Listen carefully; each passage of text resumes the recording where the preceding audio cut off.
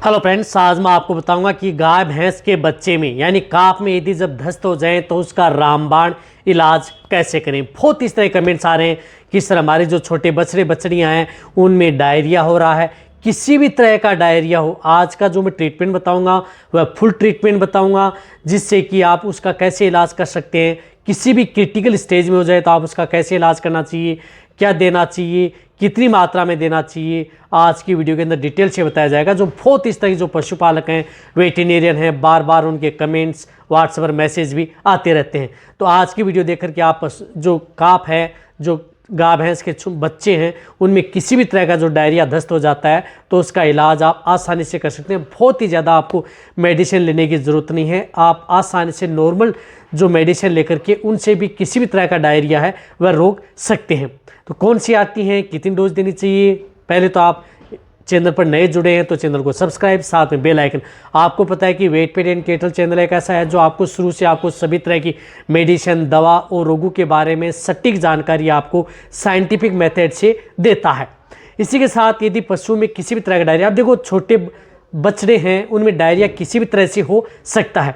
यदि कोई भी कारण हो, जिस तरह से यदि वो दूध पीने वाला है, छोटा का बहुत ज़्यादा दूध पीता है तो उसकी वजह से भी इंडाइजेशन गड़बड़ा जाता है, तो उसकी वजह से भी डायरिया हो सकता है। इसी के साथ जो दूध पीने वाले जो गाय भैंस के बच्चे हैं वह क्या करते हैं कि सिर्फ दूध पर ही डिपेंड रहते हैं, तो कई बार वो धीरे धीरे वो मिट्टी है वह खाना स्टार्ट कर देते हैं, यानी मिट्टी साड़ना स्टार्ट कर देते हैं। तो उसकी वजह से भी ज़्यादातर जो डायरिया है उनमें देखने को मिलता है। डायरिया दूध पीने वालों में उजला पीला भी हो सकता है, सफ़ेद भी कर सकता है। इसी तरह से यदि थोड़ा बड़ा हो जाता है तो वहाँ पर जब मिट्टी है या कुछ इस तरह की खाद्य खा ले उसकी वजह से भी हो सकता है। तो वहाँ पर डायरिया पतला हो सकता है, काले काले गोबर की तरह पतला फेंक सकता है। साथ में अदर कोई भी यदि इन्फेक्शन हो जाए या वायरल बैक्टीरिया किसी भी तरह का इन्फेक्शन हो जाए या एनवायरनमेंट चेंज होने की वजह से भी डायरिया हो सकता है। यानी डायरिया किसी भी तरह का हो, लेकिन इलाज आप यदि उस तरीके से करेंगे तो आप अपने जो काफ हैं उनका इलाज आसानी से कर सकते हैं। सबसे पहले मैं आपको बताना चाहता हूं, जैसे इसके यदि आपका 20-25 दिन का हो चुका है, उसके बाद में आप उसकी एक तो डीवर्मिंग यानी पेट के कीड़े मारने की दवा ज़रूर दे देनी चाहिए। यदि आपको अच्छा रिजल्ट लेना है और आगे फैले भी न, तो इसके लिए आपको डीवर्मिंग पेट के कीड़े मारने के तौर पर आप जिस तरह से एल्बिंडाजोल आती है जिसके अंदर साल्ट आता है, जिस तरह से एल्बोमार आती है जिसके अंदर साल्ट है एल्बिंडाजोल, एल्बिंडाजोल साल्ट की आप दवा अपने छोटे काफ हैं उनमें दे सकते हैं। इसकी डोज 1 ml पर 3 से 4 kg बॉडी वेट होती है। जिस तरह से 10 kg उसका वजन है तो आपको 3 ml दे देनी है। इसी तरह से यदि 30 kg है, 30 kg का यदि काफ है, बच्चा है, तो उसे आप 10 ml ये ओरली दे देनी है। यदि डायरिया हो रहा है तो भी आप इसका उपयोग कर सकते हैं, लेकिन जब कब 20-25 दिन का हो जाए तो उस स्थिति में हो रहा है, तो पहले हो रहा है जैसे 10-15 दिन का है तो आपको ये नहीं देनी है। इस बात का आपको ध्यान रखना है। उसके बाद में हो तो आपको ये ज़रूर आप अपने जो बछड़े हैं उनको ये पिला देनी है ताकि ज़्यादा सेफ रहे। इसी के साथ आपको एक मैं इस तरह की बोलस बताऊंगा, उस बोलस का उपयोग आप किसी भी तरह का डायरिया, डिसेंट्री, अदर कोई भी दिक्कत है तो आप बछड़ों में उपयोग करवा सकते हैं यदि अच्छा रिजल्ट लेना है तो। जिस तरह से आती है एंटीजेड बोलस जो आपको दिख रही है, एंटीजेड नॉरफ्लोक्सासिन एंड टिंडाजोल, यानी नॉरफ्लोक्सासिन एंड टिंडाजोल साल्ट की जो बोलस आती हैं, जो इस तरह की आपको दिख रही हैं, इस तरह की ये बोलस आती हैं। इस बोलस का उपयोग यदि जो बछड़े हैं उनमें यदि इस तरह का डायरिया हो जाए तो आप आसानी से उपयोग करा सकते हैं। यदि जिन बछड़ों का वजन 30 kg से कम है तो उन्हें आप हाफ बोलस यानी सिर्फ हाफ बोलस देनी है। हाफ बोलस आप सुबह देनी है, पानी में घोल करके आप उससे पिला दें। हाफ बोलस शाम को लगातार 2 दिन यदि आप दे देंगे तो किसी भी तरह का जो डायरिया है उसको आप आसानी से रोक सकते हैं।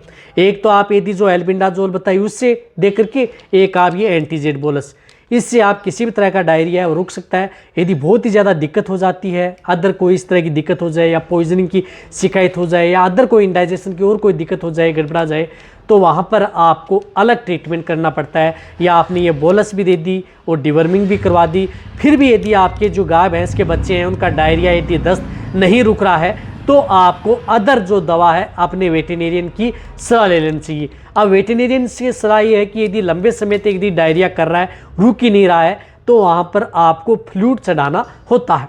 फ्लूइड के लिए आप जो RL है उसका उपयोग कर सकते हैं। जिस तरह से ये RL आती है, ये आप छोटे बछड़ों में आप 500 ml तक दे सकते हैं, कोई दिक्कत नहीं है। इंट्रावेनस 500 ml आपको ये इंट्रावेनस उसको डायरेक्ट वेन में लगवा देनी है। ये है वेटेरिनेरियन ट्रीटमेंट। ये सिर्फ आपका पशु चिकित्सक है वही ट्रीटमेंट कर सकता है, पशुपालक खुद नहीं कर सकते। इसमें आप एट्रोपिन सल्फेट का भी उपयोग कर सकते हैं। 5 से 7 ml आप एट्रोपिन सल्फेट इंजेक्शन इसमें मिला लें और आप अपने पशुओं को ये लगा दें। बेटर रिजल्ट आपके पशु में देखने को मिलेगा। अब इनके साथ आपको क्या देना है, इसके साथ आपको एक एंटीबायोटिक इंजेक्शन भी उपयोग करना है। जिस तरह से बायोट्रिम IM इंजेक्शन आता है, ये बेस्ट रहता है, रिजल्ट इसका अच्छा है क्योंकि इसके अंदर सल्फाडाइजिन एंड ट्राइमेथोप्रिम आता है। ब्रॉड स्पेक्ट्रम एंटीबायोटिक आती है, लेकिन ये एंटीबायोटिक ये इंजेक्शन आपको सिर्फ और सिर्फ इंट्रामस्कुलर ही लगवाना है, यानी इंट्रामस्कुलर ये इंजेक्शन लगाना है। ये इंजेक्शन आप जो छोटे बछड़े हैं उनमें 1 ml से लेकर के 2 ml, उससे ज़्यादा आपको इसकी डोज नहीं दिलानी है। तो 1 ml से लेकर के 2 ml आप इस इंजेक्शन की डोज इंट्रामस्कुलर आपको लगा देना। ये इंजेक्शन भी आप 2 से 3 दिन कंटिन्यूटी उपयोग कर सकते हैं। जो ड्रिप भी आप 2 से 3 दिन लगा सकते हैं। यदि ज़्यादा समय यदि बीत चुका है, ठीक नहीं हो रहा है, तो ड्रिप भी लगाएं, साथ में आपको ये इंजेक्शन भी लगाएं। साथ में यदि आपका जो काफ है वह यदि थोड़ी दिक्कत कर रहा है, यदि पेट दर्द की भी शिकायत हो रही है साथ साथ में डायरिया में, तो आपको, क्योंकि कई बार जो डायरिया होता है उसमें साथ साथ में डायरिया भी कर रहा है, दर्द भी हो सकता है, पेट दर्द की भी शिकायत साथ में होना स्टार्ट हो जाती है, तो उसके लिए आपको जिस तरह से वेटाल्जिन इंजेक्शन है वह आप 1 से 2 ml यानी 2 ml तक आप वेटाल्जिन इंजेक्शन इंट्रामस्कुलर ये इंजेक्शन भी आप साथ में उपयोग कर सकते हैं यदि बछड़ों में डायरिया हो जाए तो। और साथ में आप एविल इंजेक्शन है, CPM इंजेक्शन, उसका भी उपयोग कर सकते हैं, कोई दिक्कत नहीं है, 1 से 2 ml। तो ये जो इंजेक्शन ट्रीटमेंट है, ये ट्रीटमेंट डॉक्टरी ट्रीटमेंट होता है। ये ट्रीटमेंट 2 से 3 दिन किया जाता है, क्रिटिकल स्टेज जब बछड़ों की हो जाती है। और शुरुआती स्टेज में आपको जो मैंने टेबलेट बताई हुआ है, यदि आप शुरुआती स्टेज में यदि डॉक्टरी ट्रीटमेंट करवाना चाह रहे हैं तो डॉक्टरी ट्रीटमेंट भी करें, लेकिन साथ में आपको जो एंटीबायोटिक बोलस आती है उस बोलस का भी आपको उपयोग कराना है। जिस प्रकार से मैंने एंटीजेड बताई, यदि आप शुरुआती ट्रेड में डॉक्टरी ट्रीटमेंट करवाएं या वेटेरिनेरियन करवाएं तो उनको आप पशुपालक को भी आप एंटीजेड बोलस दे करके बछड़ों को जल्दी ठीक कर सकते हैं। ये बोलस भी 2 से 3 दिन दी जाती है।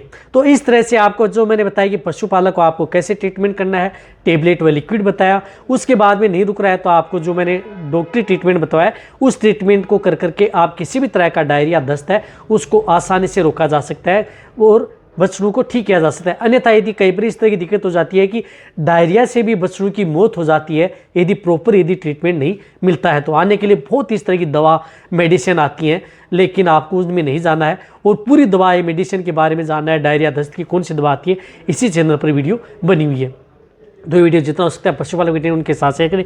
इसी तरह की नॉलेज वीडियो आपको इस चैनल पर ऐसे मिलता है। इसी तरह से वीडियो देखते रहिए। थैंक्स, धन्यवाद।